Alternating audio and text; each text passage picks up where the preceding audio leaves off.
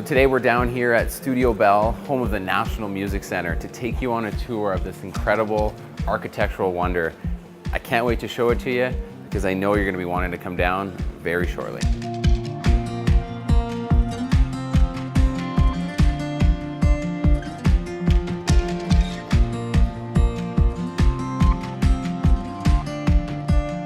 So the name is Studio Bell, but then it's partnered with National Music Center? The name of the building is Studio Bell, so the way I always like to describe it is, for example, we have the Bow downtown. That's the Bow is the name of the building, and Canna is the major tenant. So in this case, the name of the building is Studio Bell, and it's the home of the National Music Center. Ah, gotcha. And prior to this, there wasn't a large showpiece like this across Canada? Nowhere. This is the first time that like all of the music halls of fame have come together too. So we've got the music halls of fame that you can go see, the Country Music Hall of Fame, Songwriters Hall of Fame, as well as the Juno Award winners. And that used to be kind of a traveling show and a collection that would sort of get put on in whichever city the Junos was at. So this is the first time that music in Canada has really had a home and that we've had one central place to display a lot of the artifacts, the keyboard collection that we have, the outfits and costumes that we're starting to get donated to us from a lot of Canadian artists. Right. This never existed before. Do you guys see yourself as a business, or is it more of like an experience?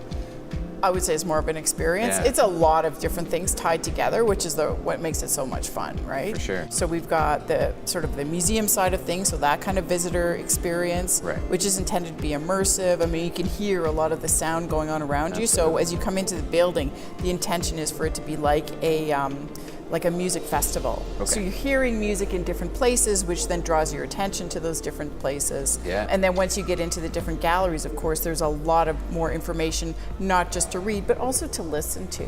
So the facility itself has a bunch of layers to it. Oh my goodness, right? yeah. Maybe There's walk lots us of through different some activities. of the things that are going on in this big facility. Sure. When you walk in the doors, you're in the East Block, and this is the Music Museum part. And we've got some visitors coming up the stairs right now enjoying the space. It seemed busy when I came through. So lots of different things to see here. Of course, my personal favorite is the architecture. That's what I love about it. This combination of music and architecture. So there's something for architecture lovers, there's something for photographers to see, and then music lovers, there's something to see and do on every floor as well. What were some of the highlights from your first year as a fully operating facility? Getting the new displays in, like this Tom Cochrane exhibit we got in, that was a lot of fun to turn that room over. And then the Katie Lang exhibit, I'm so happy. So some of these temporary exhibits that we have are great. We also have a lot of interactive displays. One of my favorite things is when I go through the acoustic room and then we have a drum kit in there that people can play,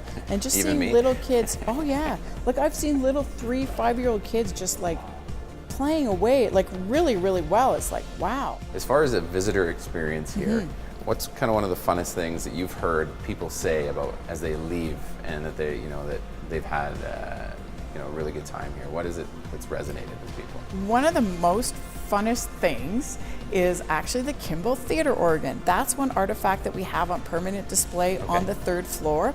And every day that we're open to the public, we offer a performance of that. It's really cool because it's one of the few artifacts we do have on permanent display. It's got its own gallery, and when you walk into the gallery, it's the entire room is the organ. And when it plays, you can hear it throughout the whole building. Another really fun thing we do every year, we activate the King Eddie during Stampede.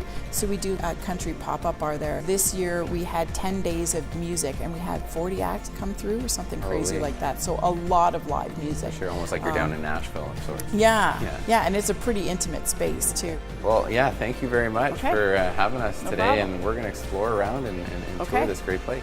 Great.